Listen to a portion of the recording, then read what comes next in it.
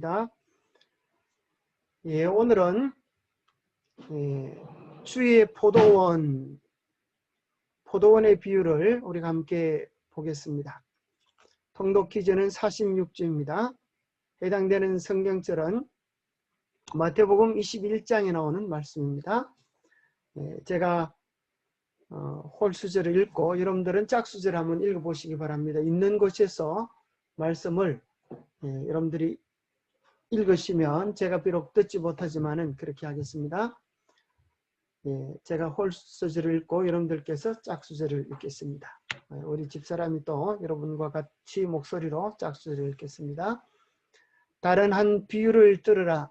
한 집 주인이 포도원을 만들어 산울타리로 두르고 거기에 적잖은 틀을 만들고 망대를 짓고 농부들에게 새로 주고 타국에 갔더니 열매 거둘 때가 가까움에 그 열매를 받으려고 자기 종들을 농부들에게 보내니 농부들이 종들을 잡아 하나는 심히 때리고 하나는 죽이고 하나는 돌로 쳤거늘 다시 다른 종들을 처음보다 많이 보내니 그들에게도 그렇게 하였는지라.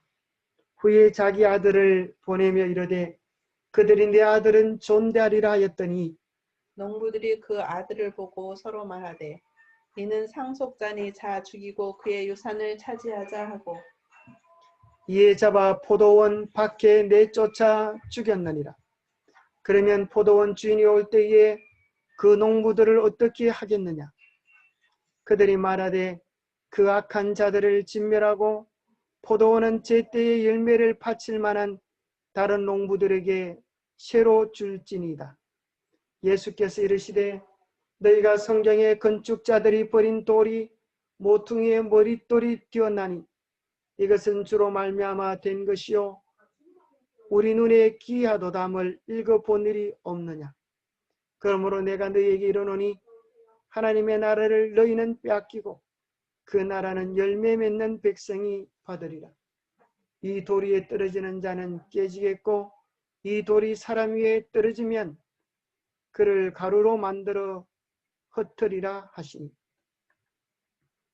흔히 포도원의 비유로 알려진 이 비유는 이스라엘 백성들의 운명에 관한 아주 중요한 문제입니다. 어느 한 집주인이 포도원을 만들어서 산울타리를 두르고 아주 정성과 관심을 가지고 포도원을 가꾸다가 이제 타국에 가면서 열매를 거둘 때에 그 열매를 받으려고 자기 종들을 농부들에게 보내었습니다.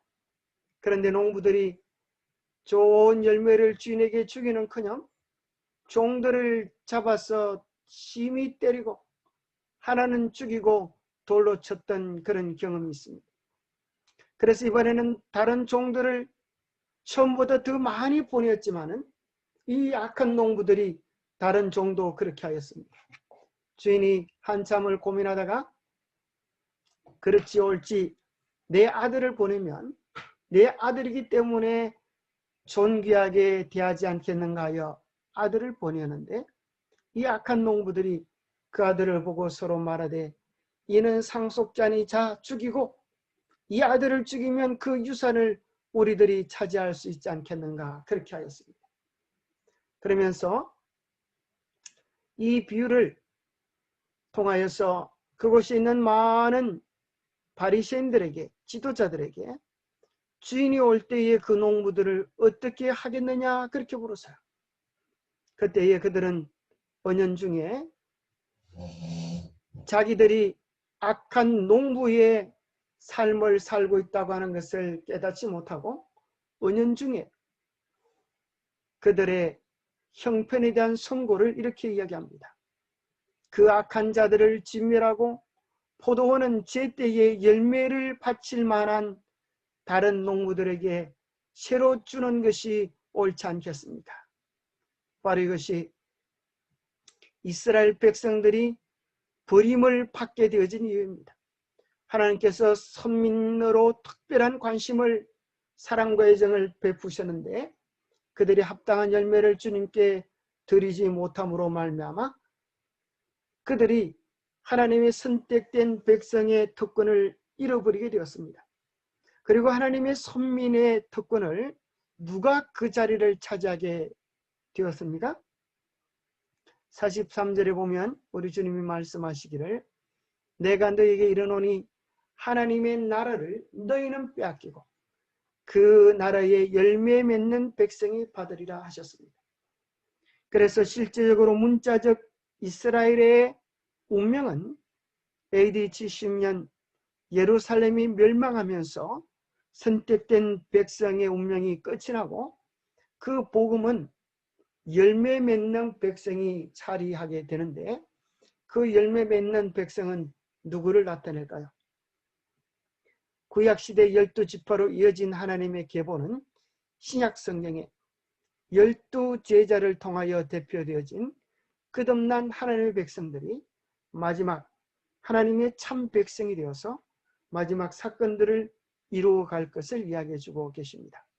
자, 오늘 말씀을 본문으로 우리가 몇 가지 질문을 만들어 볼 수 있다고 생각합니다. 첫 번째, 비유가 상징하는 실체는 무엇일까요?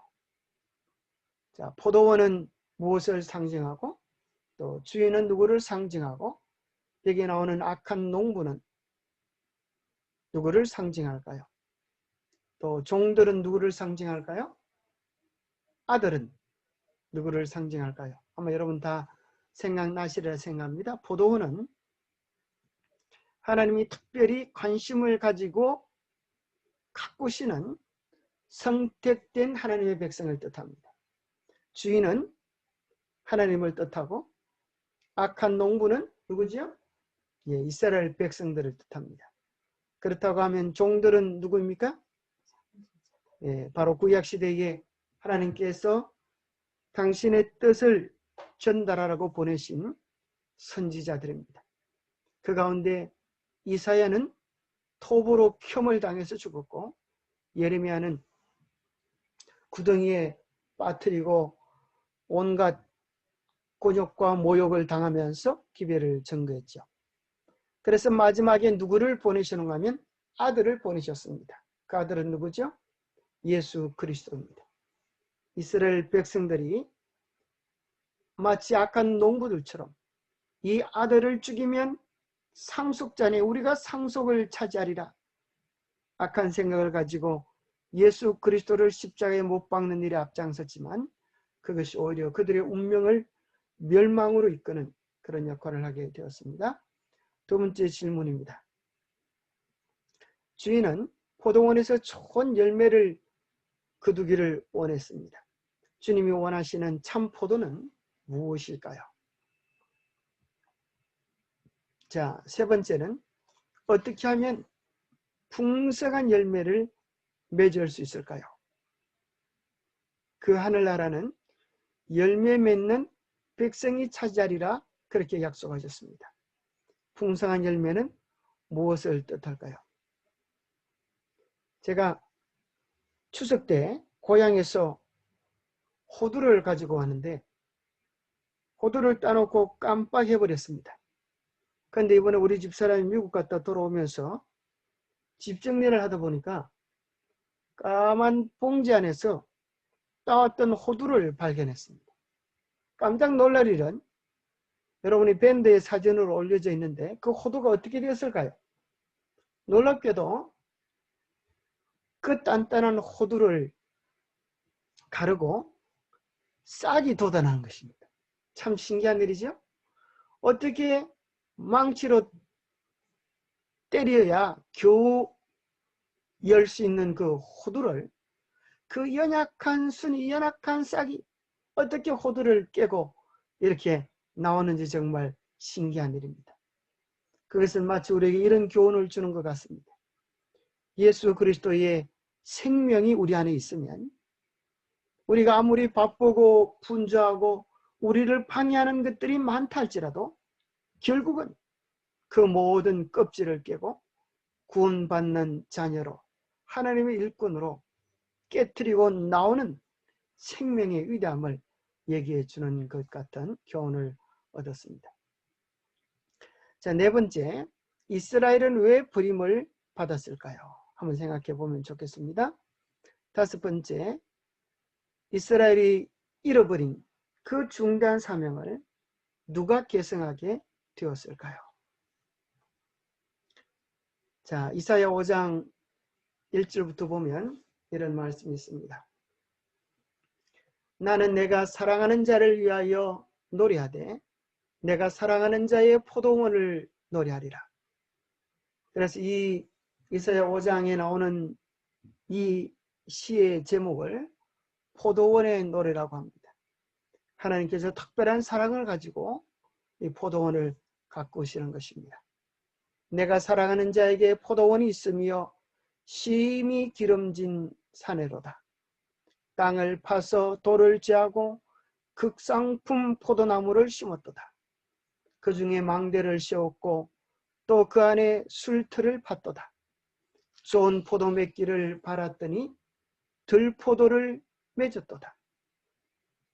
예루살렘 주민과 유다 사람들아, 구하노니 이제 나와 내 포도원 사이에서 사리를 판단하라. 내가 내 포도원을 위하여 행한 것 외에 무엇을 더할 것이 있으랴.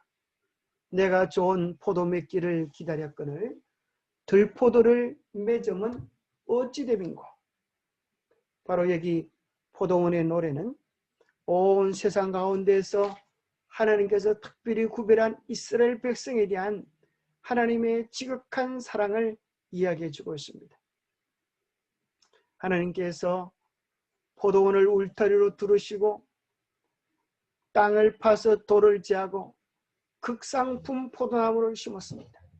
최고로 좋은 상품을 심었고 또 망대를 세워서 지켰는데 좋은 포도 맺기를 바랬더니 어떤 열매가 나왔다고요? 들포도가 나왔대요. 들포도. 쓸모없고 가치없는 포도를 얘기합니다.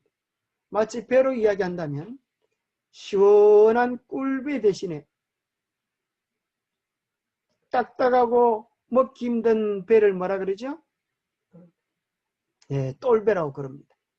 제가 어릴 때 산에 이제 소를 몰고 가다 보면 산에서 배나무를 만날 때가 있습니다.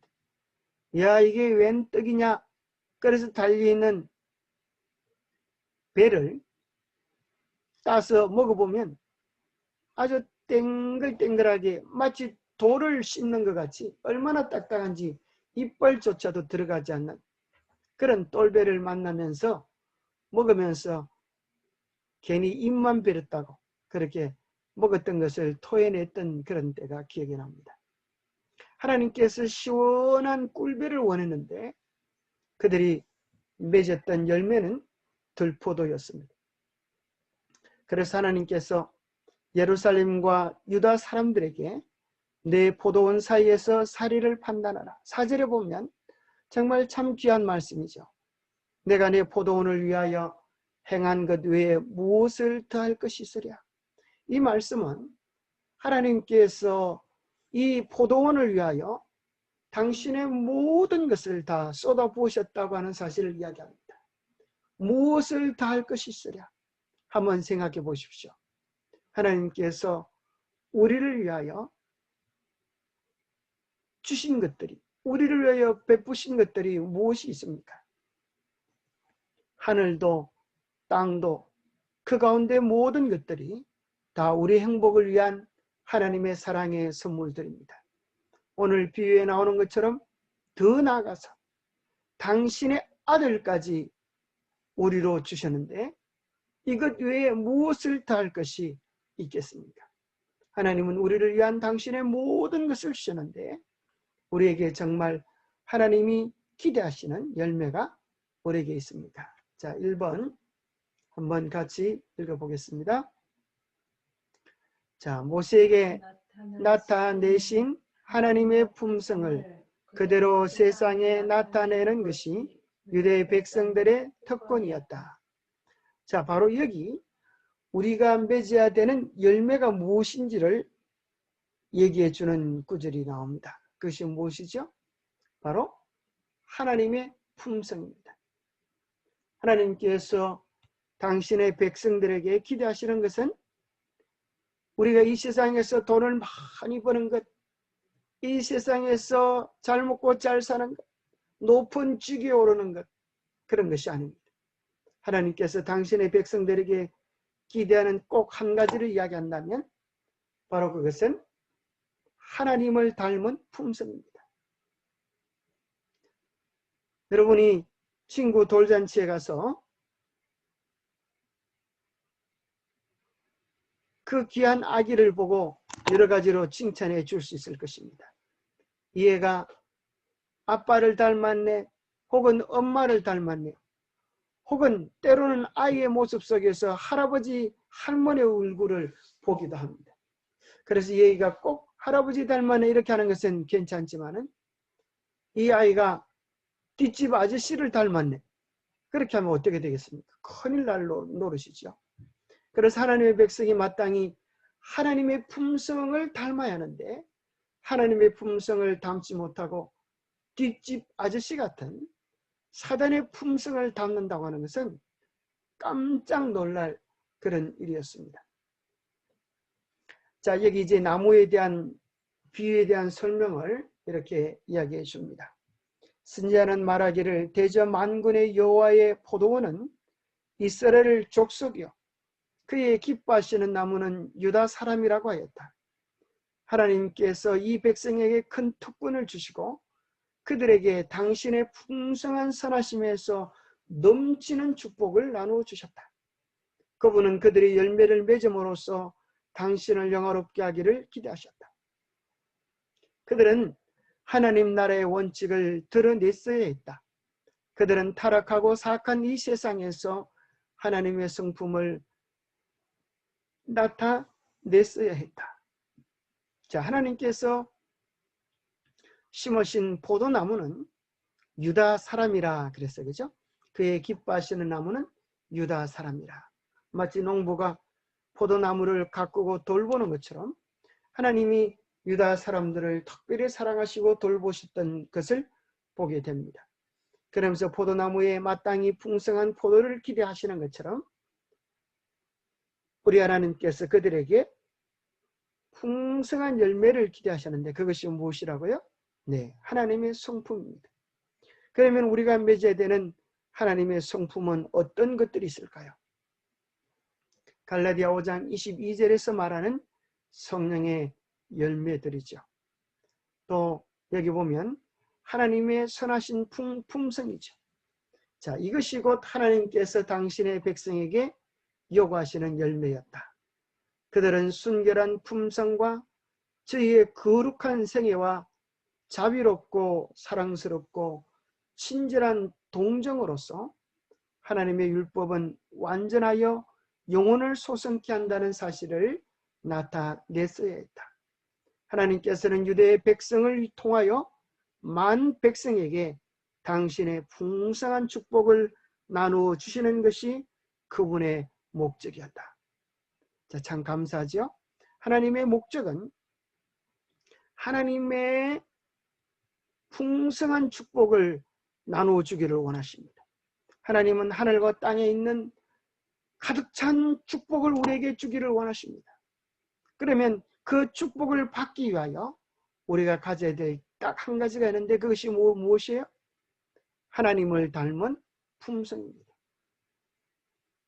자, 하나님을 닮은 품성, 그것은 어떻게 나타낼 수 있을까요?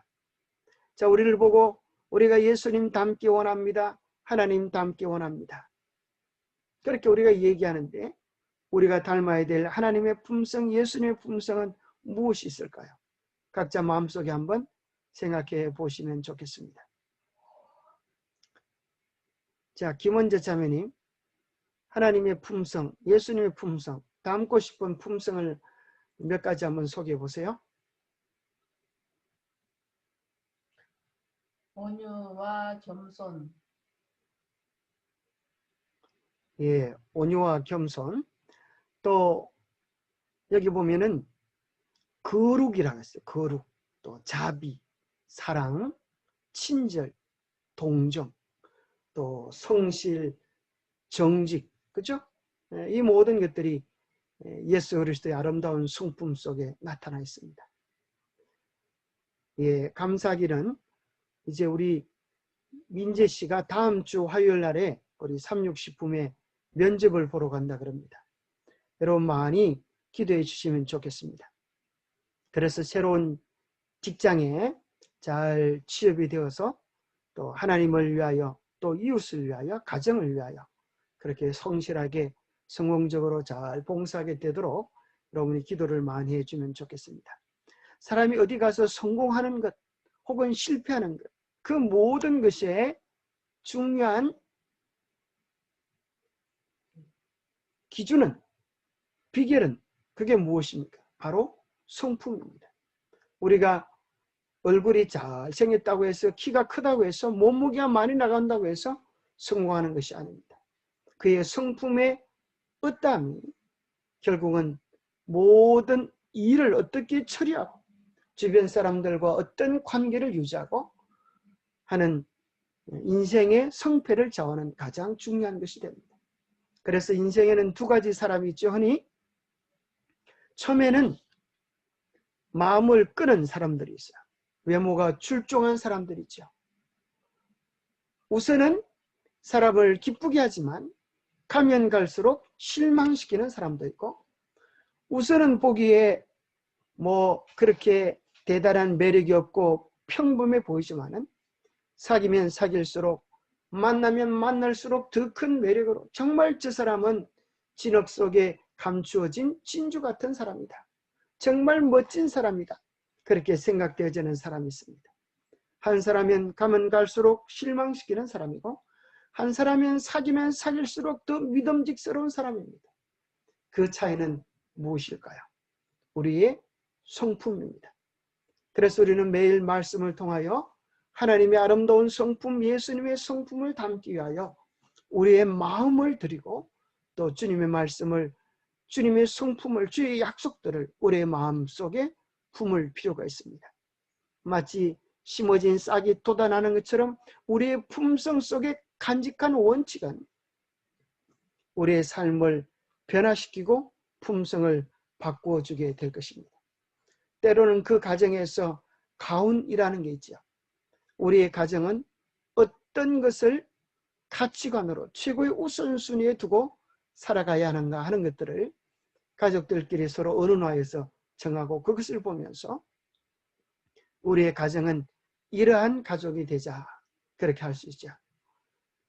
그래서 믿음 안에서 행복한 가정, 이것이 우리의 가정의 소망이다. 그러면 모든 가족들이 우리는 어떤 경우를 당해도 믿음을 유지하고 서로 행복을 위하여 자기를 이기고 남에게 배려하는 너그러운 마음을 가지자. 그런 것들을 또 가정의 가훈으로 삼아서 그것을 추구하며 나갈 수 있겠죠.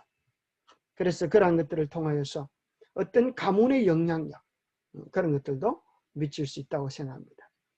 바로 그래서 그 모든 것들은 다 성품에 기초되어 있는 것입니다. 자, 두 번째 질문. 하나님께서는, 자, 기본적으로 한번 읽어보세요. 크게. 하나님께서는 당신의 백성 이스라엘이 칭송을 받고 영광을 얻기를 바라셨다. 영적으로 유익될 만한 것은 무엇이나 다 주셨다. 네, 여기 보면 하나님께서는 당신의 백성 이스라엘이 칭송을 받고 영광을 얻게 되기를 바라셨습니다. 그것을 위하여 하나님은 영적으로 유익이 될 만한 모든 것들을 다 주셨습니다. 오늘 우리의 영적인 풍요함을 위하여 하나님께서 주신 것들이 뭐가 있습니까? 자, 오늘 우리 시대는 이때까지 살았던 어떤 시대보다, 어떤 사람들보다 더 풍성한 지식과 성경에 대한 밝은 이해와 성경 속에 있는 예언들이 성취되어지는 그런 중요한 시대에 살아가고 있습니다. 오늘 이 시대의 징조들이 그러한 사실들을 이야기해 줍니다. 이 모든 시대적 징조들을 보면서 결국 우리가 맺어야 되는 가장 중요한 것은 예수 그리스도를 닮은 품성입니다. 자, 3번 한번 읽어보세요.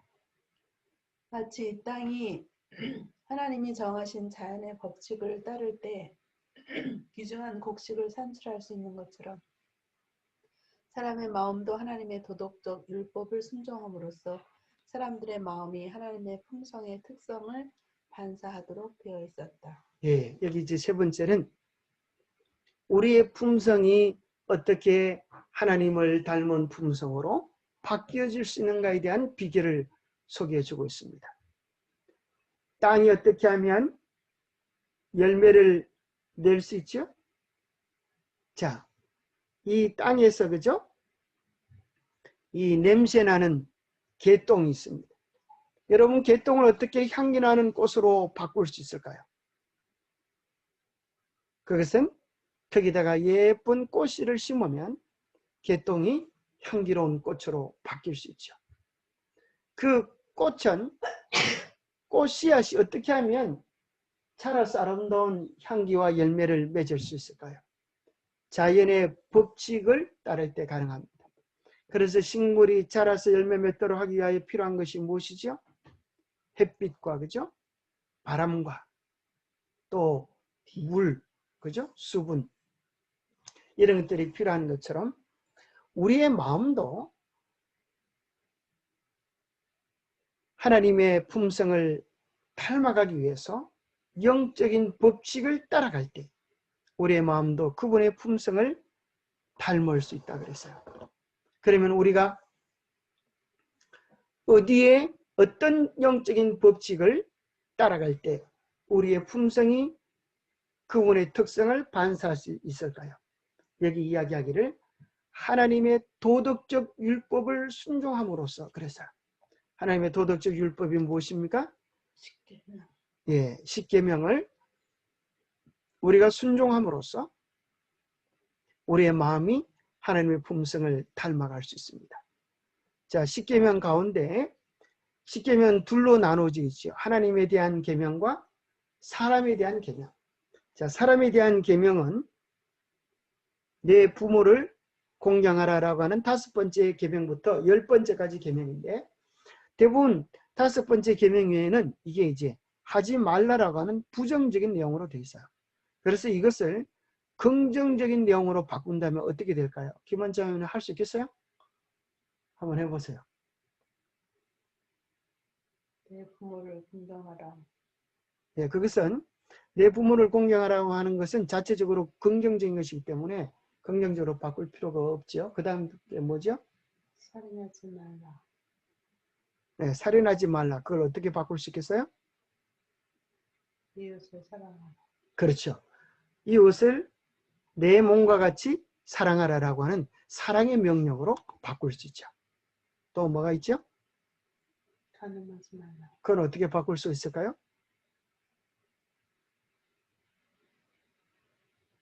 가정을 천국으로 만들어라는 적극적인 계명으로 바꿀 수 있어요. 우리의 가정을 하나님께서 원하시는 사랑으로 가꾸라. 그렇게 할 수 있겠죠. 또 해보세요. 도둑질하지 말라. 도둑질하지 말라. 그건 어떻게 하면 될까요? 자기의 소유로 만족하며 살아라. 예, 도둑질하지 말라라고 하는 것을 그죠? 예, 정직하라 하는 것도 되고 또 이제 우리의 가진 소유를 인하여서 만족하고 감사하면서 우리가 가진 것들을 잘 개발하고 활성화하라. 또 거짓말하지 말라라고 하는 것도 우리 정직에 대한 것, 또 남의 것을 탐내지 말라. 그런 계명도 결국 우리에게 있어서 긍정으로 바꾼다면 만족과 감사를 배우며 행복한 삶을 살아라라고 긍정적으로 바꿀 수 있겠어요. 그렇게 하다 보면 하나님의 십계명 속에서 하나님의 긍정적인 품성들을 발견할 수 있겠죠. 바로 사랑과 정직과 순결, 그리고 하나님 안에서 누리는 풍성한 행복의 비결들이 그 십계명 속에 있음을 발견합니다. 자, 여기 신명기 7장에도 이야기하기를 우리가 하나님의 축복을 받을 수 있는 비결, 그것을 이렇게 이야기해 줍니다. 너는 여호와 내 하나님의 성민이라. 내 하나님 여호와께서 지상 만민 중에서 너를 자기 기업의 백성으로 택하였나니 그런즉 너는 알라. 오직 내 하나님 여호와는 하나님이시오 신실하신 하나님이시라. 그를 사랑하고 그 계명을 지키는 자에게는 천대까지 언약을 이행하시며 인애를 베푸시되 그런즉 너는 오늘날 내가 너에게 명하는 명령과 규례와 법도를 지켜 행할지니라. 자, 이게 하나님께서 나와 너와 함께 언약을 맺자. 내가 지상 만민 중에서 너를 택하여 내 백성을 삼았는데 나와의 언약을 잘 지키면 천대까지 내가 너에게 인애를 베풀고 축복해 주시겠다 약속하셨어요. 그 언약의 내용이 무엇입니까? 우리가 어떻게 하는 것이죠? 바로 그것이 오늘날 하나님께서 우리에게 명하는 계명을 지켜 신실히 행하는 것입니다. 신명기 28장에 나오는 말씀에 보면 축복과 저주의 비결이 나오는데 어떻게 하면 들어가도 복을 받고 나가도 복을 받고 앉아도 복을 받고 일어서도 복을 받고 누워도 복을 받을 수 있을까요? 그 비결은 2절에 나오죠.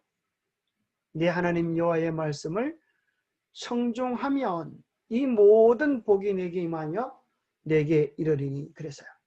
반대로 나가도 저주를 받고 들어와도 저주를 받을 수 있는 비결이 무엇입니까? 내 하나님 여호와의 말씀을 청종치 아니하면 그랬습니다. 그래서 오늘 발견하게 되는 것은 하나님의 계명에 대한 우리의 태도입니다. 여기에 따라서 한 개인의 운명과 국가의 운명이 결정되어집니다.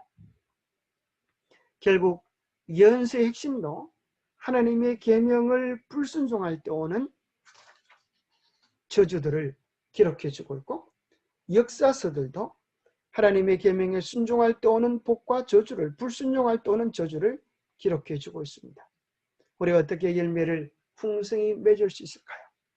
그것을 첫 번째는 영적 법칙을 따르는 것, 하나님의 계명 안에 있는 것이고 두 번째는 요한복음 15장 5절에 보면 나는 포도나무요 너희는 가지라 그가 내 안에 내가 그 안에 거하면 사람이 열매를 많이 맺나니 나를 떠나서는 너희가 아무것도 할 수 없습니다.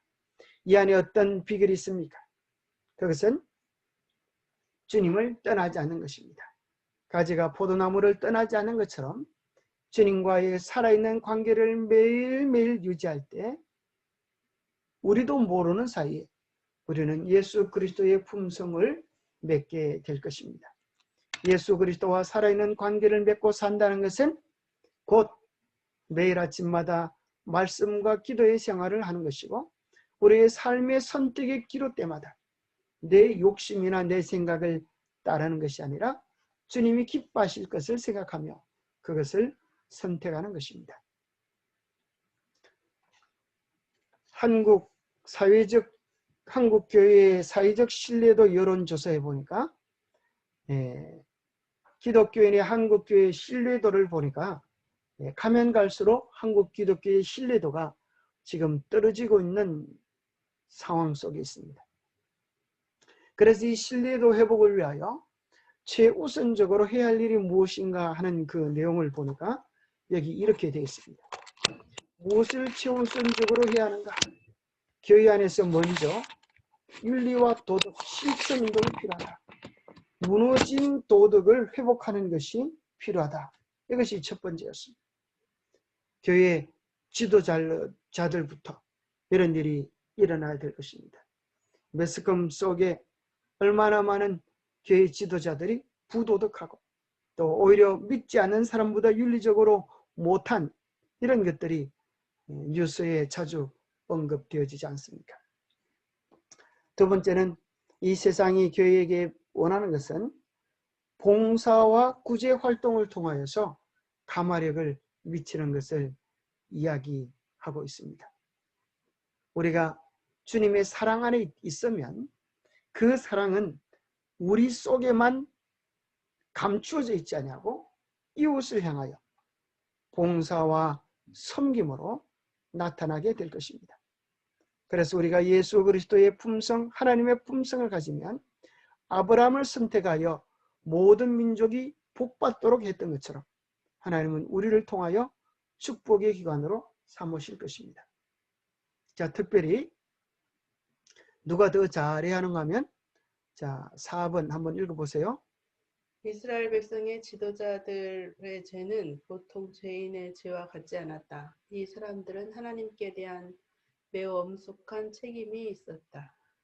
예, 여기 가정으로 예를 든다면 우리 모두는 다 지도자입니다. 가정에서의 최고의 지도자는 누구죠?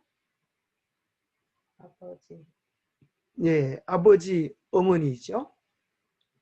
우리는 지도자가 되고 싶지 않아도 어느새 지도자가 되어져 있습니다. 그래서 우리의 자녀들은 부모들이 하는 말보다 부모들이 걸어온 걸음을 따라온다는 그런 말이 있습니다. 지도자들의 죄는 보통 사람들의 죄와는 같지 않습니다. 왜 그렇습니까? 그들에게는 더 큰 가말에게 범위를 가지고 있기 때문에 그렇습니다. 이 사람들은 하나님께 대한 매우 엄숙한 책임이 있기 때문입니다. 그래서 우리가 나이가 들면 들수록 우리의 연륜이 쌓이면 쌓일수록 우리는 점점 더 나도 모르는 사이에 더 많은 가마력을 가지게 됩니다. 우리가 시간이 지나면 지날수록 하나님께서 보시기에 아름다운 열매들로 익어가야 하겠습니다. 인생은 늙어지는 것이 아니라 익어가는 것이다 라는 말의 교훈이 생각이 납니다. 지도자가 잘못할 때 무슨 일이 있었는가? 예수님께서 마태복음 23장에 이렇게 그 당시 종교 지도자를 향하여 예수님이 이렇게 책망하십니다. 화 있을진저 외식하는 서기관들과 바리새인들이여, 너희는 천국문을 사람들 앞에서 닫고 너희도 들어가지 않고 들어가려 하는 자들도 들어가지 못하게 하는도다. 얼마나 답답한 일입니다. 지도자들이 천국에 들어갈 수도 없고 오히려 다른 사람들조차도 못 들어가게 하는 잘못된 지도자들의 죄를 이야기해 주고 있습니다. 우리는 그러한 자가 되지 않도록 우리의 마음을 더 살펴야 되겠습니다. 자, 그 당시 지도자들이 가지고 있던 죄들을 이렇게 이야기해 주고 있습니다. 제사장들과 백성의 교사들은 하나님의 제물을 취급하는 것처럼 그들의 거룩한 직분에 관련된 일을 수행하지 아니하였다. 그들은 하나님께서 당신의 사업의 발전을 위해 그들에게 맡기신 제물과 여러 가지 편의들을 상습적으로 도둑질하였다. 그들은 자기들의 탐욕과 욕심 때문에 여러 이방 사람들로부터 멸시를 받았다. 그리하여 이방 사람들은 하나님의 품성과 당신의 왕국의 법칙을 오해하게 되었다.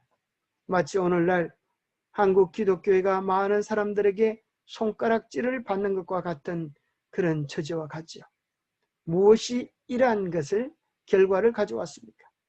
그들의 마음속에 있는 이기심과 교만과 탐욕이 만들어낸 결과입니다. 죄악의 삼총사는 언제나 이기심과 교만과 탐욕입니다. 자기만 생각하고 잘난 체하고 마음속에 욕심을 버리지 못하는 것은 결국 우리를 멸망으로 이끌 뿐입니다. 5번 한번 읽어주세요. 만일 유대 백성들이 그분을 받아들였을 것 같으면 그리스도께서는 유대 나라의 멸망을 피하게 하셨을 것이다. 예, 오늘 비유 가운데서 아들을 보냈을 때 그 아들을 농부들이 기쁘게 환영하고 그에게 좋은 열매를 안겨주었다면 포도원 주인은 그 농부들을 책망하지 아니했을 것입니다. 마찬가지로 유대인들이 참으로 겸비한 마음으로 예수 그리스도를 보면서 그분을 개인의 구주로 받아들였다고 하면 유대인 나라는 멸망을 당하지 않고 세계의 높이들로 하나님의 자랑이 되었을 것입니다. 그렇다고 하면 도대체 무엇 때문에 예수님의 설교를 듣고도 예수님의 기적을 보고도 그들이 예수님을 배척하게 되었을까요? 자, 그 이유는 이것입니다. 만일 유대 백성들이 그분을 받아들였을 것 같으면 그리스도께서는 유대 나라의 멸망을 피하게 하셨을 것이다. 그러나 여기 정답이 나오죠? 무엇이요? 시기와 질투는 그들을 더욱 완강하게 만들었다. 그들은 나사렛 예수를 메시아로 받아들이지 않기로 작정했다. 그들은 세상의 빛을 거절했다. 그러므로 그 후 그들의 생애는 한밤의 칠흑 같은 어둠으로 둘러싸이게 되었다.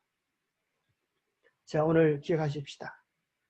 빛을 거절할 때 그 결과는 어둠일 수밖에 없습니다. 하나님은 성령을 통하여 말씀을 통하여 오늘 우리 마음속에 이야기하고 있습니다. 우리가 그 빛을 거절하는 것은 큰 잘못을 범하는 것입니다. 이스라엘 백성들은 알고도 거절했습니다. 무엇이 그들을 고집스럽게 만들었나요? 시기와 질투가 그들을 더욱 완강하게 만들었습니다. 우리는 진리의 빛이 우리 마음속에 비춰오면 우리의 마음과 맞지 않을지라도 우리는 진리편을, 말씀편을 선택해야 합니다.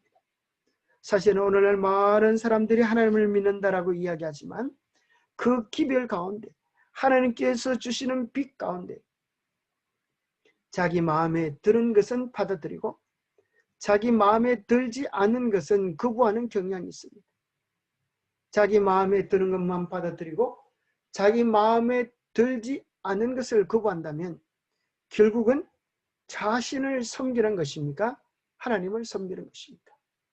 좋은 약은 입에는 쓰나 몸에는 달다라는 말이 있습니다. 때로 우리는 우리에게 가장 중요하고 필요한 기별을 우리의 경향이 그것을 싫어하기 때문에 우리는 거부할 때가 있습니다.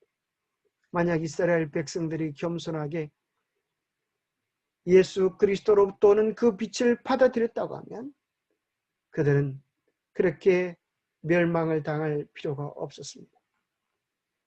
그러나 안타까운 것은 멸망은 예언된 대로 유대 나라에 임했고 제어되지 못한 그들의 맹렬한 격정은 그들 위에 멸망을 가져오게 되었습니다.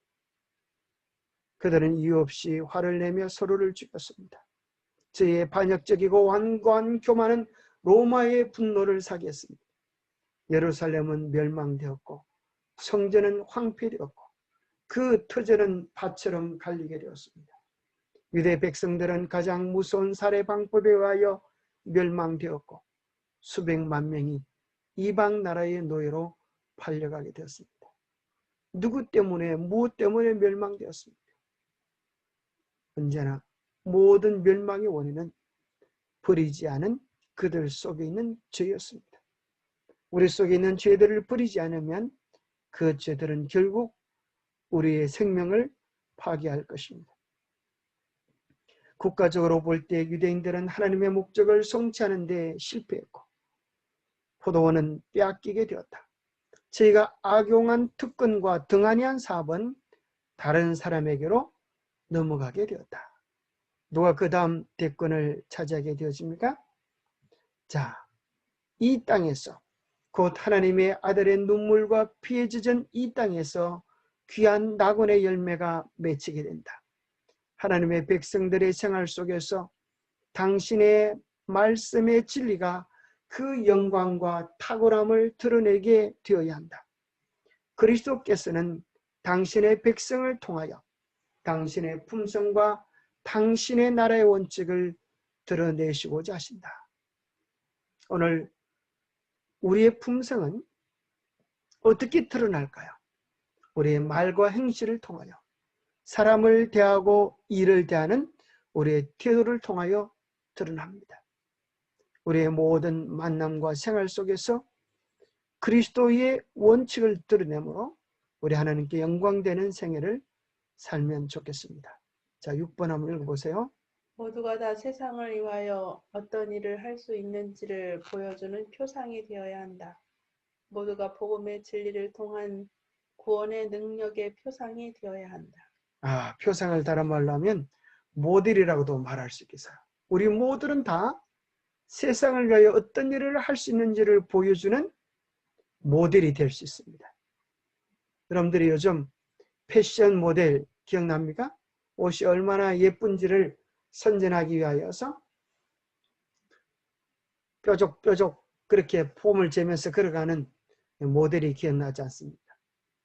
하나님께서는 우리를 이 세상에서의 복음 모델, 사랑 모델, 구원의 능력의 모델로 우리 각자를 삼으시기를 원합니다.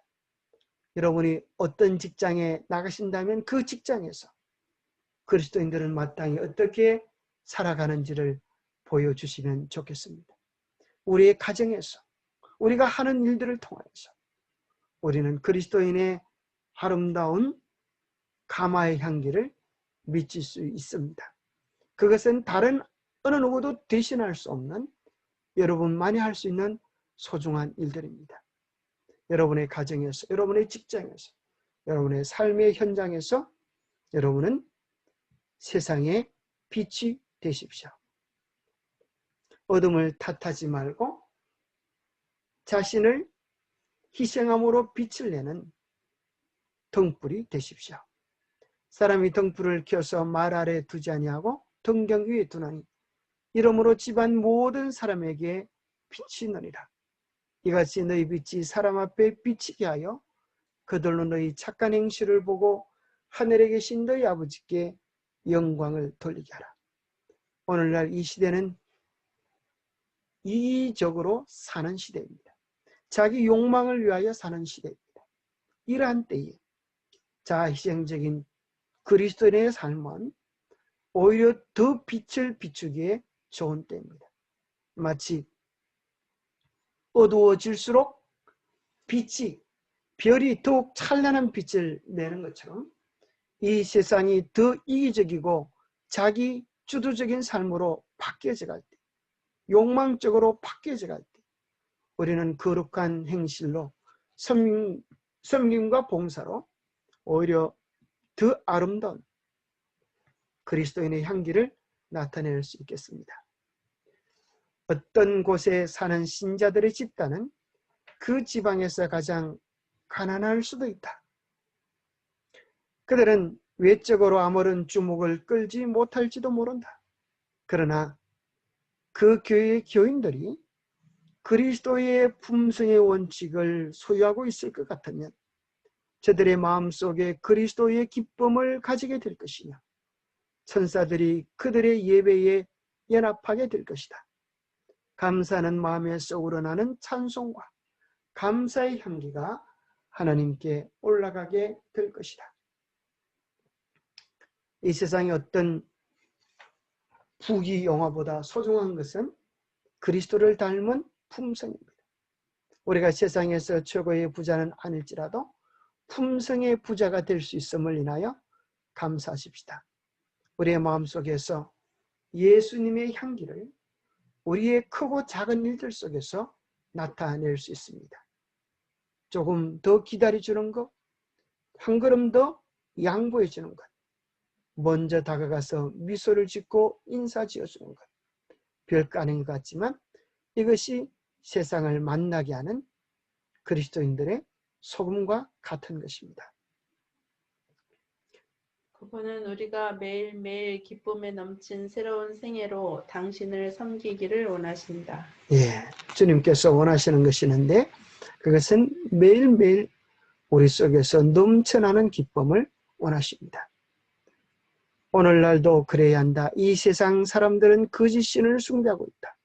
그들에게 우상에 대한 비난을 들려줌으로써가 아니라 그 우상보다 더 좋은 것을 바라보게 함으로써 그들로 하여금 거짓된 우상 숭배에서 돌아서게 해야 한다. 하나님의 인자하심을 알려줘야 한다. 그러므로 너희는 나의 정인이요 나의 하나님이니라.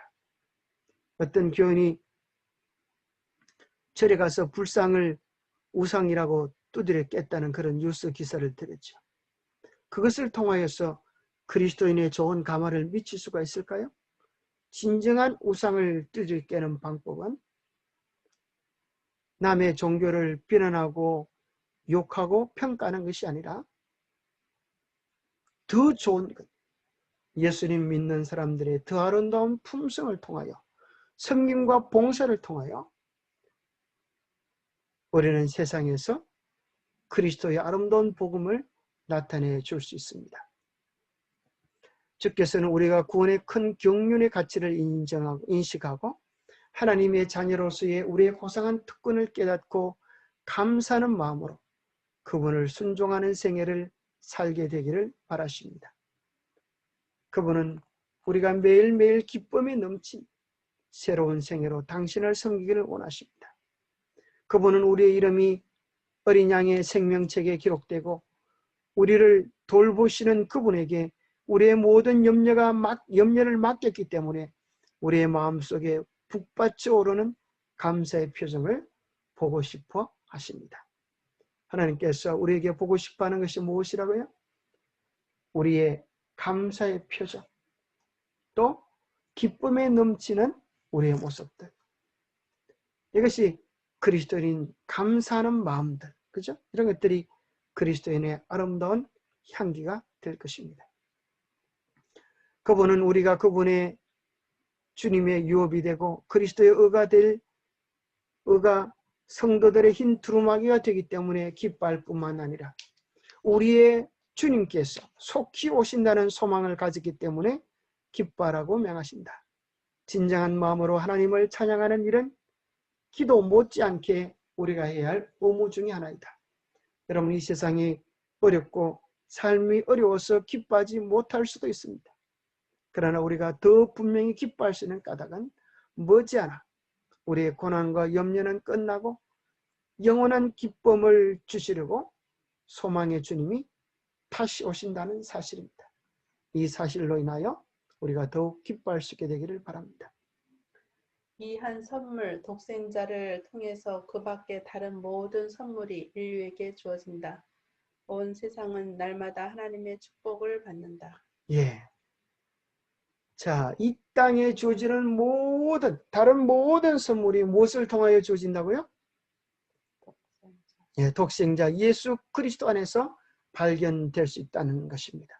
예수 그리스도를 소유하십시오. 그러면 우리는 이 세상에서 가장 부유한 자가 될 수 있습니다.